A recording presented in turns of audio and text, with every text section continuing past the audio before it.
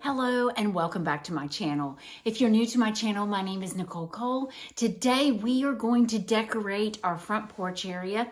So we're going to get on out there. It's kind of raining, but I thought y'all would enjoy this. I really appreciate y'all understanding that I didn't have a video this past Saturday.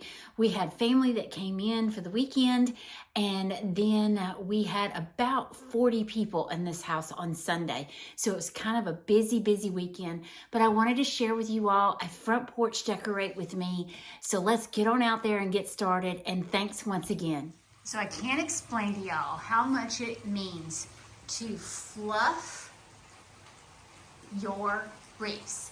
This is unfluffed, this is fluffed, and that is bare. Anyway, I am working on the front porch, and I thought y'all might want to see quick how I do. This porch just gathers leaves. I'm just being for real with you all. It gathers oak leaves because out here it's raining cats and dogs.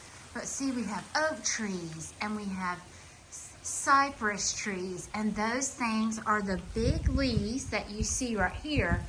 And it's so hard to keep them off our front porch. Right here is where that snake was that bit my bear.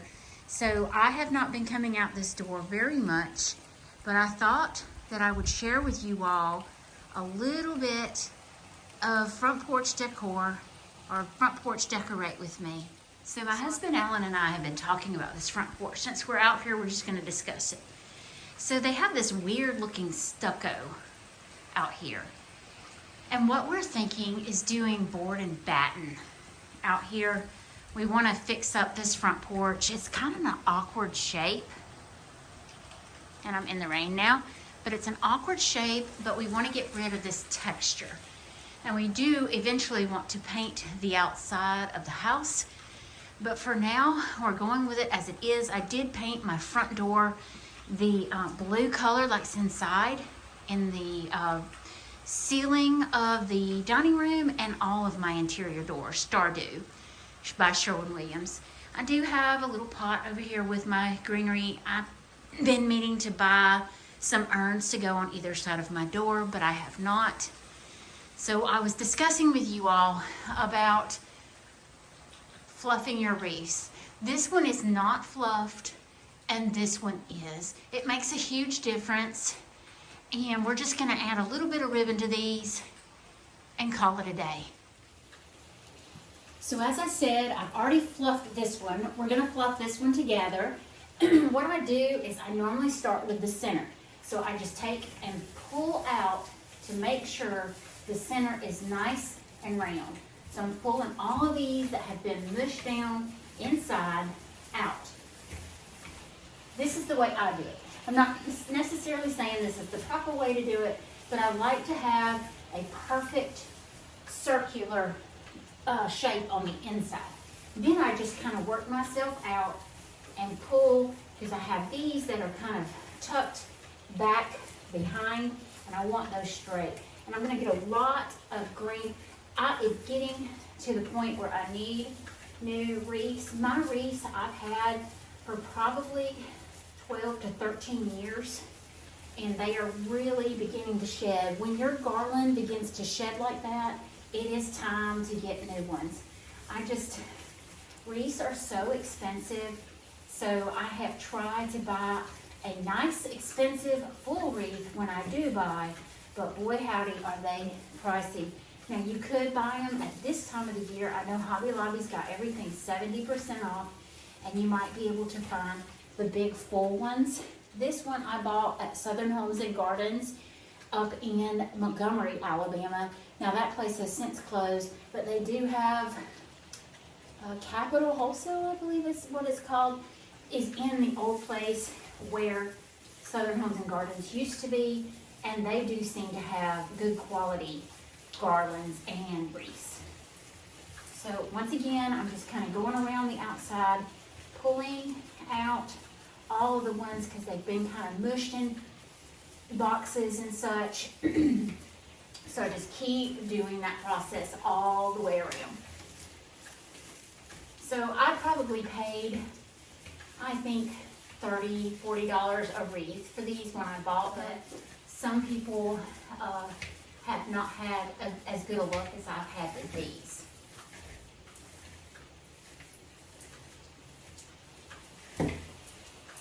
Even your Christmas trees, when the garland starts shedding off, it's time for a new one.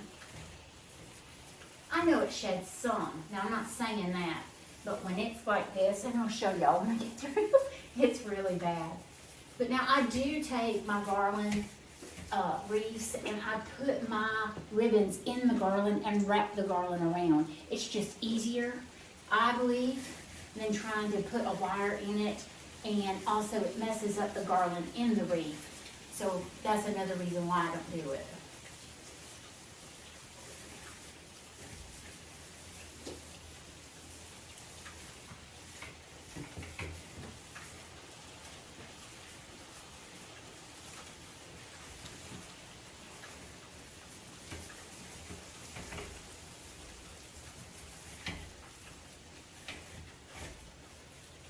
So as much as you take time fluffing your Christmas tree, you need to fluff your wreaths as well.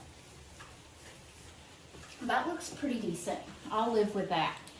Now on the sides, I did do swags. These swags are very simple. They're a little bit distorted, so I'm just gonna kind of work with those. And it's probably best to work with them hanging up.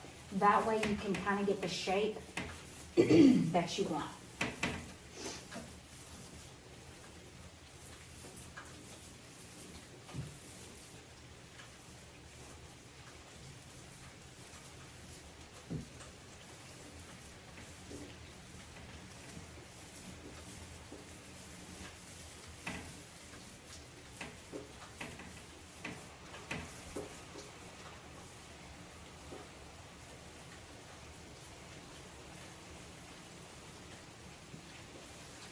All right, so these are the 3 ribbons that I got from Hobby Lobby. They were not in the Christmas section. So as you know, my front door is the Stardew Blue. I decided to go with the champagne velvet, and y'all can see that, a blue velvet, and then a blue and white stripe, kind of like a ticking stripe. So I'm gonna mix all of these together. So I cut 2 strands, one of the blue, one of the cream color, champagne kind of color, and I'm going to put that in this one and in this one. And I'm not going to make a bow, I'm just doing loops. I think I want to put it at the top.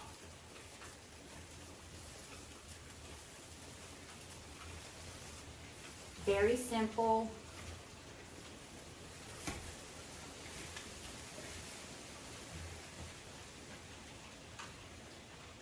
Do I want it at the top or do I want it at the bottom?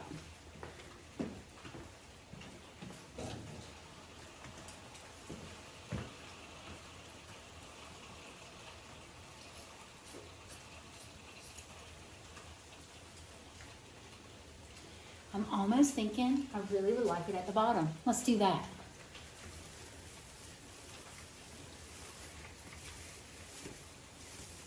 So once again, I just take my 2 pieces of ribbon,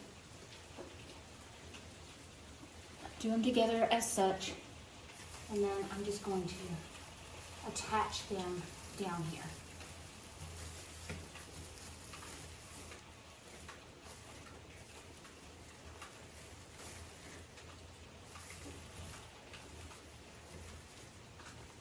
I think I like them better at the bottom. Isn't that pretty? Do the same thing on the other side. Blue and champagne.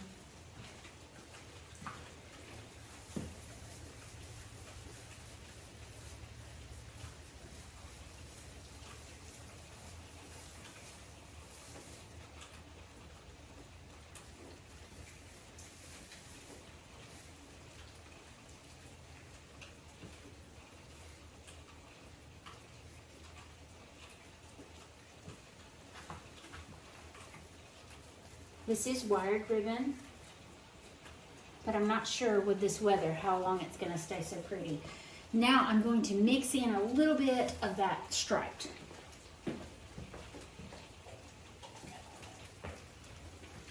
So I cut 2 pieces about a yard long, and all I'm going to do is do a shoelace bow basically. Do you a loop,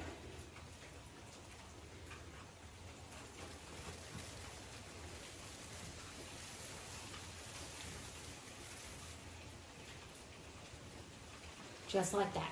Let's do it closer over here. Do you, just like you would maybe a memory loop. Remember, take your back, put it to the front, gather it,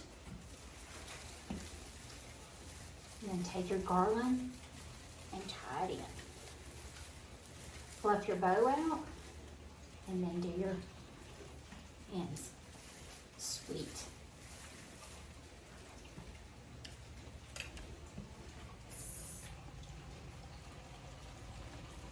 So each one of the rolls that I purchased had 3 yards on them, which is really sad. Honestly, when I buy ribbon, I normally buy in a larger amount, maybe 10 yards a roll, but these rolls were really, really small. So I have this much in the champagne on each side, and I just cut an angle on the bottom, and I'm just gonna add it into the garland. Just like that.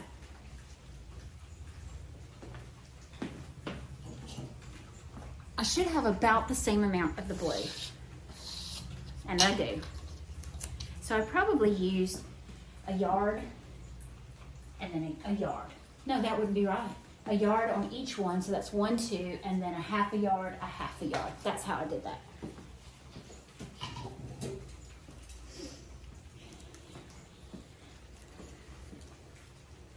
So I'm just gonna cut it straight across. What I did is I linked it over, cut straight across. This side is already cut to an angle, so I'll cut this one to an angle.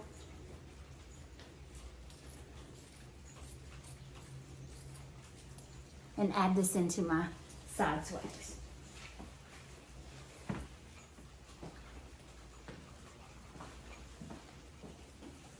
The same way I did either side, I'm going to do the blue as well. So I'm going to cut this in half. But I'm hoping I can get at least a loop out of it. So let's see.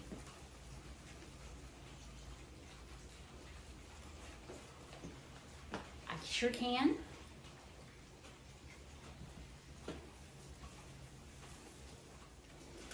Just going to do 1 loop, okay? So I'm just going to do this. Gather it. Wire it in with my greenery and turn it opposite the way the over there is. So I'm going to do it this way and pull this piece forward.